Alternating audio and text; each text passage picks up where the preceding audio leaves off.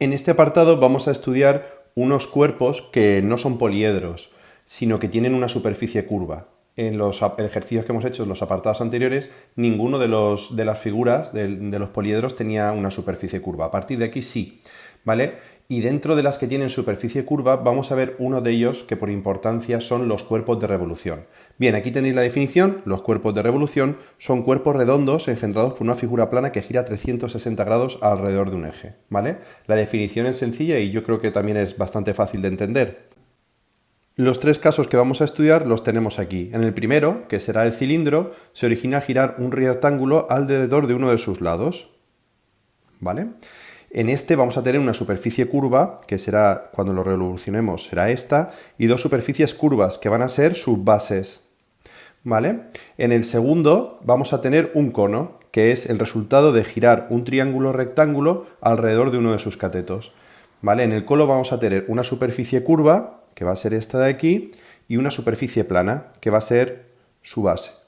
Por último, tenemos la esfera, que no tiene superficies planas, tiene solamente una única superficie curva, ¿vale? Si la apoyamos, la esfera, después de revolucionarla, veremos que no se puede apoyar en algún sitio plano, tal como pasaba este, que podíamos apoyarlo aquí o aquí, tenía dos superficies planas, o el cono, que solamente tenía una, pero tenía. Esta no tiene superficie plana. Y tiene una particularidad, que ya la veremos más adelante, y es que no se puede desarrollar en plano, ¿vale?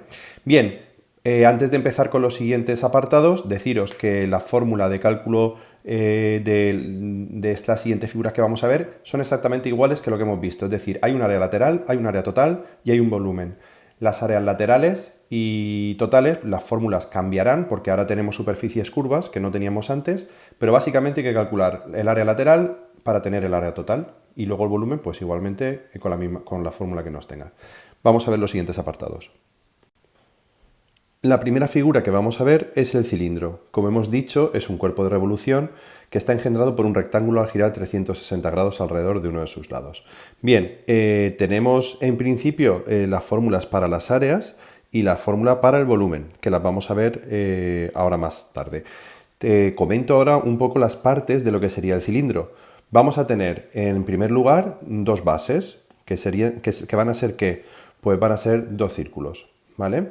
Y donde tienen un radio, como siempre, o te pueden dar el diámetro, que no te confundan si te dan el diámetro para los cálculos, porque en los cálculos que estamos viendo de las áreas y el volumen, pues no interviene el diámetro, interviene el radio, ¿vale? Vamos a tener una altura, que es la distancia entre las dos bases, y también vamos a tener una generatriz, ¿vale? La generatriz es el lado del rectángulo que es paralelo al eje de giro, ¿vale? En un triángulo, perdón, en un cilindro, pues coinciden, ¿vale? En un cilindro recto. ¿Dónde no va a coincidir únicamente? En los cilindros que sean oblicuos, que están así como tumbados, pero eso no lo vamos a ver en esta parte, ¿vale?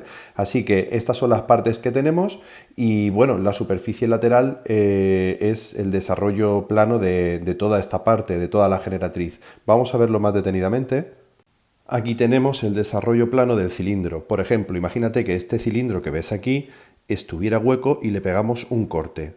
Bien, si lo estiramos y lo desenrollamos como si fuera de papel para hacerlo manualmente, tendríamos todo esto. Bien, la diferencia, la única diferencia importante también, es que, por ejemplo, en los prismas que veíamos en los apartados anteriores, todo esto era un lado y esto era la altura. ¿Vale? Ahora, si recuerdas de las fórmulas de las áreas, el perímetro de una circunferencia es 2πr, ¿vale? Antes el perímetro de un rectángulo era sumar simplemente lo que medían las partes de la base. Ahora, como las partes de la base no las podemos sumar, lo que hacemos es el perímetro, y ese perímetro es 2πr, ¿vale? Pero a efectos prácticos no nos va a influir mucho en el cálculo de las áreas, porque, por ejemplo, si yo quiero calcular el área lateral, que es toda esta parte que hay aquí, la voy a rayar un poco para que se vea mejor, toda esta parte de aquí sería el área lateral. Si yo quiero calcular eso, no va a dejar de ser un rectángulo que es base por altura, con la diferencia en que ahora, como hemos comentado, la base es 2πr y la altura es h. Pues por lo tanto, nuestra área lateral, lo tenéis aquí arriba, es 2πr por h. Si recordáis los prismas, el área total se calculaba como el área lateral más dos veces el área de la base. Aquí en los cilindros se calcula de una forma muy parecida porque tenemos una especie de área lateral que va a ser todo esto y dos veces el área de la base porque tenemos dos bases, ¿vale? Pero sin embargo la fórmula que tenemos en el área total pues se antoja un poco fea o no parece que está muy clara. ¿Y todo eso de dónde sale? Pues no es ni más ni menos que ir aplicando un poco el desarrollo de las fórmulas, solo que al haber radios y alturas y pis, pues queda de una forma diferente, pero no deja de ser lo mismo. Por ejemplo, si siguiéramos desarrollando la fórmula, tendríamos lo siguiente. El área lateral sería 2πr por h, que sería este primer término, y el área de la base sería pi por r al cuadrado. Pues como tenemos 2, lo multiplicamos por 2. Entonces, ahora lo único que hacemos es sacar factor común. Voy a dibujar, por ejemplo, esto de aquí, que sería las áreas de la base. Por una parte tenemos las áreas de las bases y por otro lado tenemos en rojito lo que habíamos calculado que era el desarrollo del área lateral. Por lo tanto, lo único que hace la fórmula final es sacar factor común. Ha cogido esta parte de aquí, que es 2pi por r, y saca factor común esta parte de aquí. Por lo tanto, el área total es exactamente la misma, ¿vale? Si uno empieza calculando el área lateral más dos veces área de la base, es lo mismo, ¿vale? Lo que pasa es que por no hacer todo el desarrollo de cada una de las partes, cada vez que tengamos que hacer el cálculo, directamente ya se pone la fórmula. Pero que sepáis que de donde viene es exactamente igual que lo hemos hecho siempre en todos los cálculos.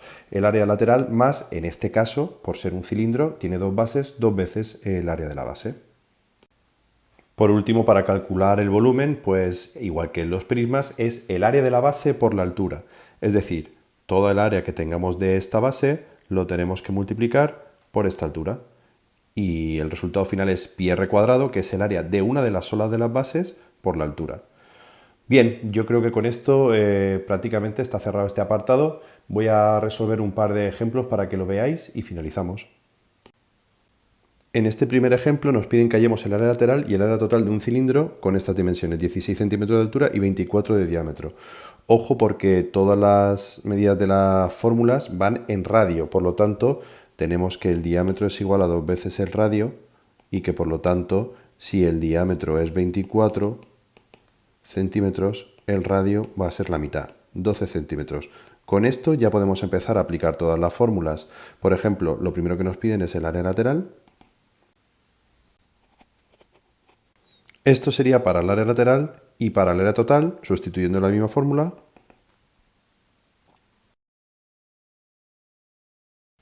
Y estos dos serían nuestros resultados finales que estamos buscando. En este otro tipo de ejercicios te van a dar unas medidas en que son en función de las otras. Por ejemplo, nos dicen que calculemos el área lateral y el área total de un cilindro si la circunferencia de su base mide una medida dada, que es 113 centímetros, y la altura es 3/4 partes del diámetro. Bien, para empezar hay que tener claro que lo que nos están dando, el 113,04, es la circunferencia de su base. Es todo esto de aquí. ¿Vale? Y eso no es ni el radio ni el diámetro, es precisamente el perímetro. Y el perímetro de una circunferencia mide 2pi por r, o sea que 2πr es igual a 113,4 centímetros. De aquí, ¿qué podemos hacer? Despejar el radio. Lo dividimos entre 2pi y nos dará 18 centímetros. Con esta medida ya podemos empezar, aún así nos faltaría despejar un poco la altura para poder aplicar los cálculos. Como la altura son 3/4 partes del diámetro y el radio es 18, el diámetro va a ser el doble, es decir, 36 centímetros. Sustituimos en la fórmula y 3/4 partes de 36, pues son 27 centímetros. Ya tendríamos la altura y ya podríamos entrar en las siguientes fórmulas. Así, el área lateral va a ser que... Y el área total será... Y estos dos serían nuestros resultados finales que estábamos buscando. Unos resultados que en este caso no se han obtenido directamente, sino que nos han venido dados en función de otros, como era el diámetro o el perímetro de la circunferencia.